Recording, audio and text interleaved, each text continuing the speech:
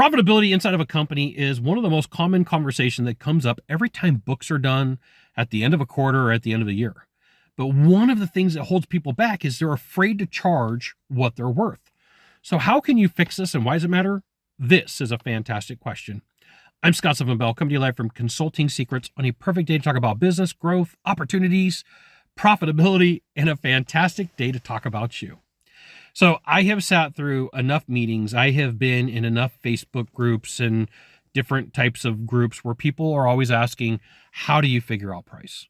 And so one of the most responsible things that you can do as a business owner, as an entrepreneur, is figure out, what am I doing for pricing, right? So every industry has a mathematical formula that says you should have this much profit at the end of everything that you're doing. And so some companies take that seriously and they're like, we need to have this much profit at the end. We're going to add to it. Okay. And some companies look at it like, well, and then we need this much profit, but we're only going to take this much. And then what happens is they don't have the money for the leverage to buy the tools, the people, the marketing that they need. So it just continuously gets smaller and smaller and smaller. And they're like, we're at the verge of having a lot of problems, but we don't have any money to pay for it. So then now it becomes, how do we get the money that we need? And then the natural answer is you got to raise your prices. And you're, hey, Scott, well, what do I got to do to raise my prices? Well, great. I got you. I got some information for you, but it's going to take some work on your part. Okay. And it's going to take a little bit of comparison, and you might get some skins on your elbow and get some boo-boos from finding out what's really going on. One way to do it is you go and you take a look at your marketplace and you look at the marketplace as a whole. If there's 100 of your competitors, you're going to pick your top 3 competitors. Okay. And you're going to make a list. What do they do better than us? And this is where it hurts. Because when you're like, ooh, somebody's better than me. Where does this hurt? Got a big boo-boo. It hurts. Not happy about it. Okay. And then what you're going to do is you're going to make a list of what you do better. So all the things that they do better, and then you're going to dig deep. Do they got better talent? Do they got better marketing? Do they got better fulfillment? Do they got better install? I don't know what you do necessarily, but you're going to make that list. You're like, what do we do better? And if you get the big goose egg, you get the round number that's 0, like we don't do anything better, like that's a sign that there's a problem inside of your business. You got a hiring issue. You got an integrity issue. You've got something's wrong inside of the business. It could be a manager. Like something's fundamentally wrong if you're not doing something better than your competition in some way. Okay. So you're going to look at the top 3. And then at the end, you're going to look at the price. Like, okay, I'm going to give you easy numbers. Company A is at 100. Company B is at 120. Company C is at 140. And if you're better than company A, B, and C and all those things, and you're below 120, like you're raising your price. Early on in my career, I had a mentor and he's like, Scott, here's the thing you need to learn.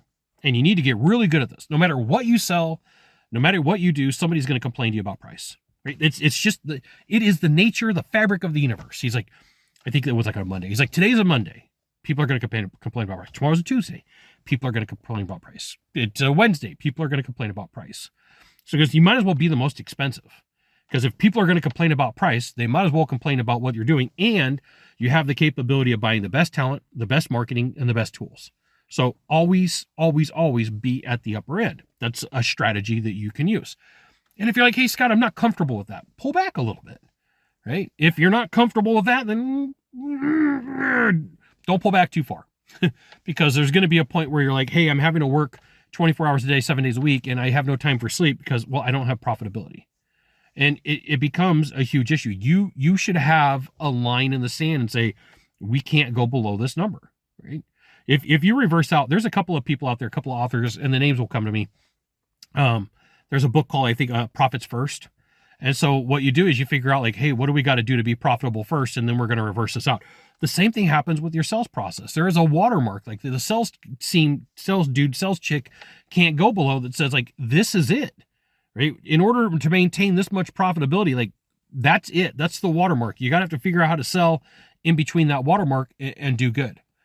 It's hard for me to go into a business and have to tell somebody like, you know, your pricing model is too far off.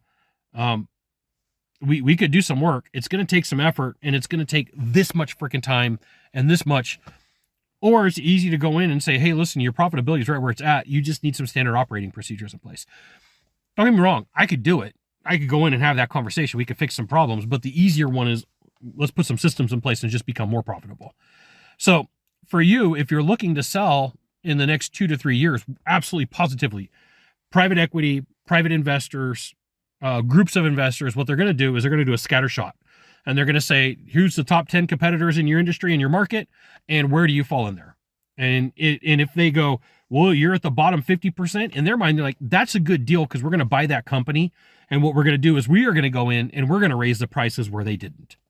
It happens all the time in every sector, in every business, in every service. Private equity, private investors go in and say, your prices weren't high enough.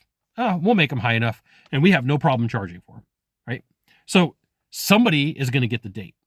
I had a friend early on in my dating life, and he was like, hey, Scott, someone's going to get the date. You might as well ask the girl out. Someone's going to get that date. It might as well be you. Might as well be you. Someone's going to get the money.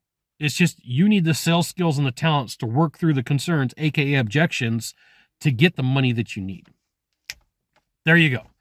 Pricing strategy. Might as well be the most expensive. Everybody's going to complain anyway.